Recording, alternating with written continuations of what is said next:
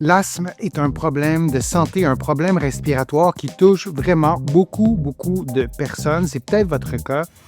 C'est une maladie inflammatoire des voies respiratoires. Il y a des épisodes de respiration difficiles. On peut entendre des sifflements. On peut avoir aussi de l'essoufflement, bien sûr, ou de la dyspnée. Il y a différents types aussi d'asthme. Il y a des personnes qui sont asthmatiques et qui sont particulièrement sensibles au froid, d'autres à l'effort, à l'activité sportive. Il y a des personnes qui sont aussi asthmatiques au repos. Donc, il y a plusieurs type d'asthme, disons, et c'est différent d'une maladie obstructive chronique. Donc, les maladies pulmonaires obstructives, mais de façon chronique, c'est différent de l'asthme. On a une obstruction qui est souvent réversible dans le cas de l'asthme et dans les maladies obstructives chroniques, c'est l'inverse. On n'a pas de réversibilité et donc ce sont des mécanismes qui sont différents. Les symptômes peuvent parfois se ressembler, mais l'approche doit être différente. Et au niveau de la science, au niveau des recherches, on est dans deux types de problèmes de santé vraiment très différents. Et il y a des chercheurs qui se sont posé la question, est-ce que la physiothérapie et les exercices au sens large peuvent aider les personnes qui sont asthmatiques pour améliorer leur qualité de vie? Et ça, c'est important. On pense à des millions et des millions de personnes dans la francophonie. Donc, est-ce que ça peut être utile? Ici, physiothérapie. De l'autre côté de l'Atlantique, kinésithérapie. Pour la suite du contenu d'aujourd'hui, on va parler de physiothérapie pour simplifier les choses. Et donc, les chercheurs ont fait une méta-analyse complexe, disons. Donc, ils ont pu comparer différentes études entre elles, différentes approches entre elles pour pouvoir poser une évaluation sur l'efficacité de ces approches-là. Il y avait de la physiothérapie respiratoire. Lorsque je parle de physiothérapie respiratoire dans mes interventions publiques, les gens sont souvent étonnés de savoir qu'il y a des professionnels de la réadaptation qui ont développé une expertise en respiration et c'est franchement intéressant de les consulter, ces physiothérapeutes-là. C'est mon cas, j'ai eu des formations, j'ai travaillé dans un hôpital pédiatrique, notamment avec des enfants qui avaient des problèmes respiratoires et la respiration, c'est fondamental. Et quand on est asthmatique, c'est intéressant de profiter de cette expertise-là, de profiter aussi de toutes les recherches qui ont eu lieu dans le vaste champ de la santé respiratoire. Donc, il y a la physiothérapie respiratoire, il y a des exercices aussi respiratoires. Je vous en donne sur ma chaîne. Vous pouvez faire, par exemple, l'expiration à lèvres pincées. Il y a la respiration diaphragmatique. Il y a vraiment plusieurs exercices respiratoires qu'on peut faire. On peut entraîner aussi le diaphragme, qui est le muscle principal de la respiration. Alors ça, c'était l'autre catégorie.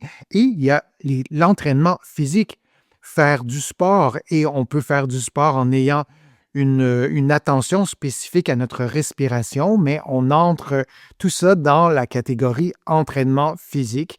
Et la question que les chercheurs se posaient, c'est est-ce que l'une ou l'autre, ou une combinaison de ces approches-là, améliorait la qualité de vie des personnes asthmatiques quand on a de la difficulté à respirer, point. Quand on a de la difficulté à faire des activités sportives, si on est plus sensible au froid, ça peut altérer notre qualité de vie.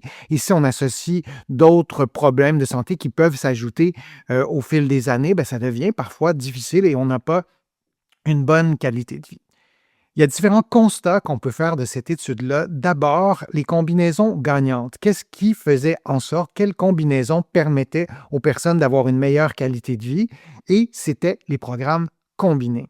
Lorsque vous faites plus d'une stratégie thérapeutique, que vous combinez plus d'une stratégie thérapeutique, je vous en parle souvent sur ma chaîne, de ne pas juste utiliser une stratégie thérapeutique. Si on y va vraiment dans le plus simple, on ne va pas juste mettre de la chaleur, point. On va mettre de la chaleur en faisant des exercices si on a un problème articulaire. Et je ne dis pas qu'il faut mettre de la chaleur, mais on veut combiner plusieurs stratégies thérapeutiques et les chercheurs de cette étude-là nous disent que ce sont les stratégies combinées qui étaient le plus efficaces et notamment lorsqu'on combinait exercice et techniques respiratoires qu'on propose, qu'on fait en physiothérapie.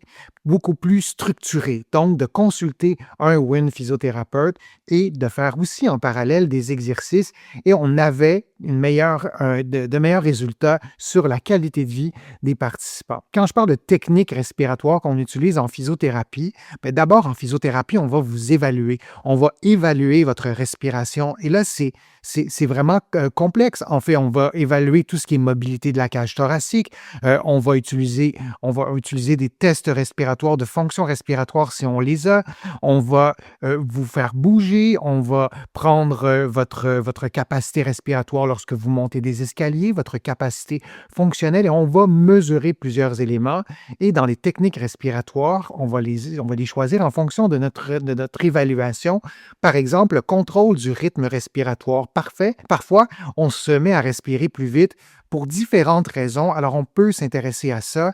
Il y a des exercices de respiration diaphragmatique. On va parfois stimuler la mobilité de la cage thoracique dans ces techniques respiratoires. On va parfois utiliser la respiration prolongée et on va aussi intégrer l'ensemble de votre corps. Si vous avez des douleurs au cou parce que vous avez des problèmes respiratoires depuis longtemps, on va le prendre en compte et on va prendre en compte d'autres problèmes qui peuvent être soit secondaires ou directement liés à vos problèmes respiratoires.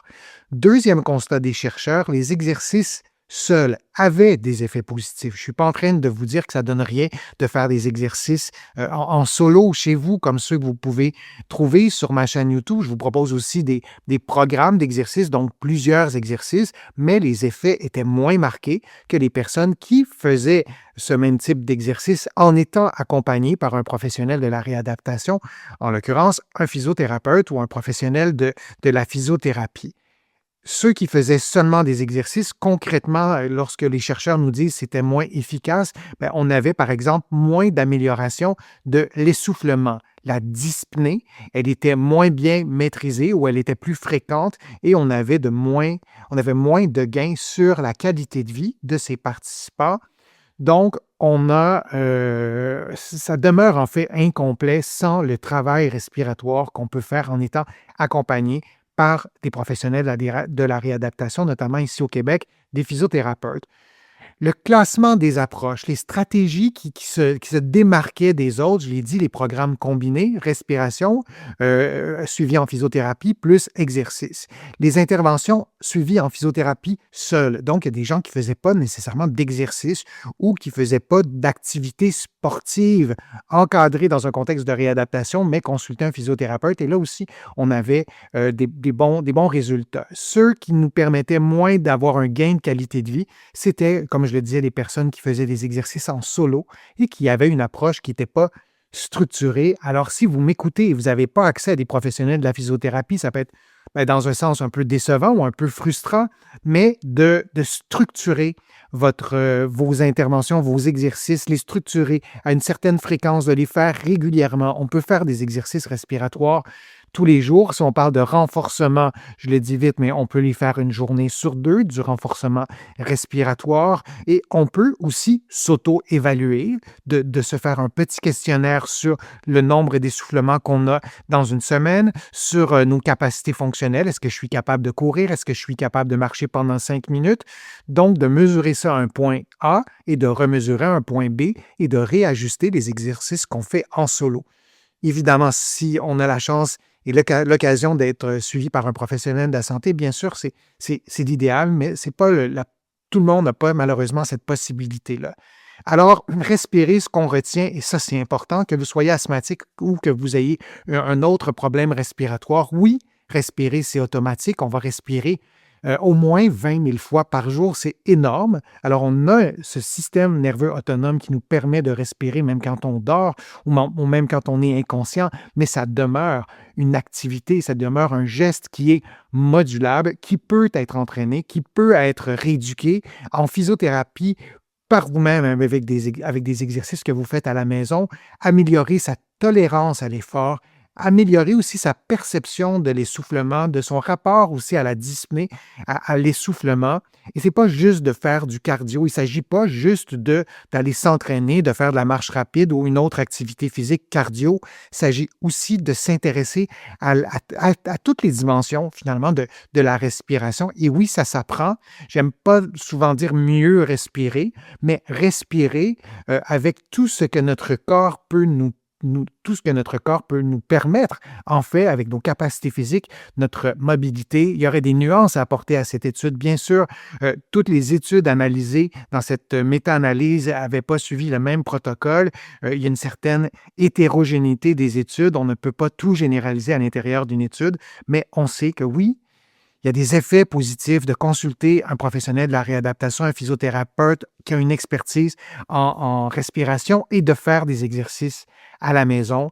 À court terme, à moyen terme et à long terme, ça peut vous aider à maintenir votre qualité de vie. J'espère que mon contenu vous a motivé à prendre soin de votre respiration, à consulter un professionnel de la physiothérapie ici au Québec, un kinésithérapeute de l'autre côté de l'Atlantique.